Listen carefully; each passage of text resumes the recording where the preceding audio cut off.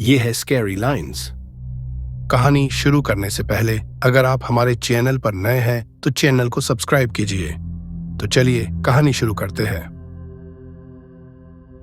यह हवेली राजा महाराजा के समय में बनाई हुई थी, लेकिन पिछले 18 सालों से इस हवेली में आज तक कोई भी रहने के लिए नहीं आया है। इच्छा होने पर भी इस हवेली में कोई भी नहीं रह पा रहा था, क्योंकि लोगों का कहना थी कि इस हवेली में भूत प्रेत का साया है। जब अजीत सिंह को इस हवेली के बारे में पता चला तो उसने तय किया कि वो इस रहस्य को जानकर ही रहेगा क्यों लोग इस हवेली में नहीं रह पा रहे हैं। उसने मजबूत इच्छा शक्ति से हवेली में रहने की पूरी तैयारी कर ली। जब उसने हवेली के अंदर जाने के लिए पैर आगे बढ़ाए तो दरवाजे पे किसी अनजान व्यक्ति ने उसे रोक लिया और नजदीक जाके बोले, कौन हो आप और किधर जा रहे हो?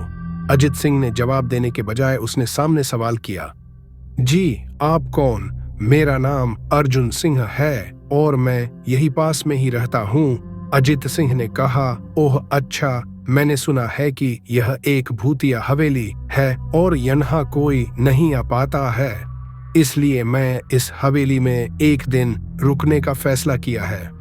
अर्जुन सिंह ने कहा, जी हाँ, आपने सही सुना है और आप भी अंदर मत जाइए, मेरी माने तो आप भी वापस लौट जाइए, यहाँ बहुत खतरा है। यह सुनकर अजीत सिंह खुश हो गया जैसे उन्हें कोई लॉटरी लग गई हो।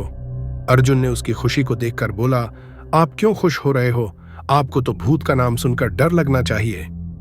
शायद आपको पता नहीं होगा कि मैं भूत प्रेत में काफी दिलचस्पी रखता हूँ। अगर इस हवेली में भूत है तो मैं अंदर जरूर जाऊंगा और सारी सच्चाई का पता भी लगाऊंगा। इतना कहकर अजीत सिंह उस हवेली में चले गए। अंदर जाके अजित ने अपनी बैग को साइड में रखा और हवेली के चारों ओर देखने लगा। सारे रूम भी चेक कर लिए। बाद में ड्राइंग रूम में आके सोफे पर बैठ गया। उसने वहां बैठकर दारू के 2-4 पैग भी पिए। वहीं अचानक उस रूम में लाइट का एक बल्ब चालू बंद होने लगी, लेकिन अजीत ने उस पर ध्यान नहीं दिया।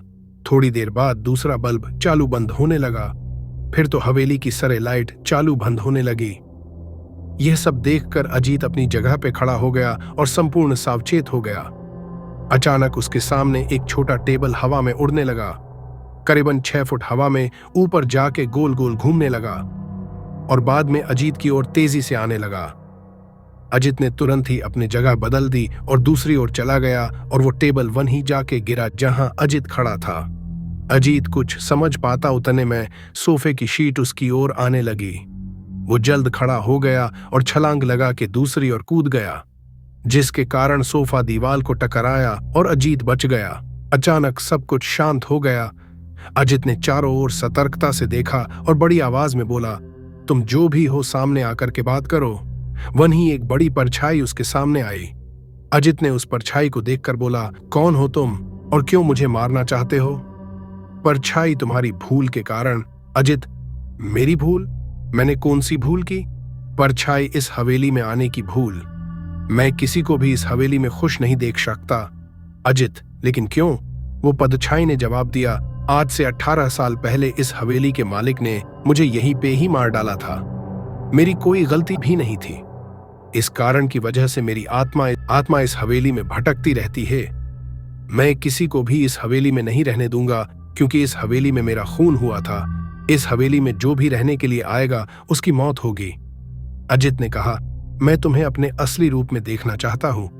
तुम्हें मारने से पहले मैं तेरी यह इच्छा अवश्य पूरी करूंगा।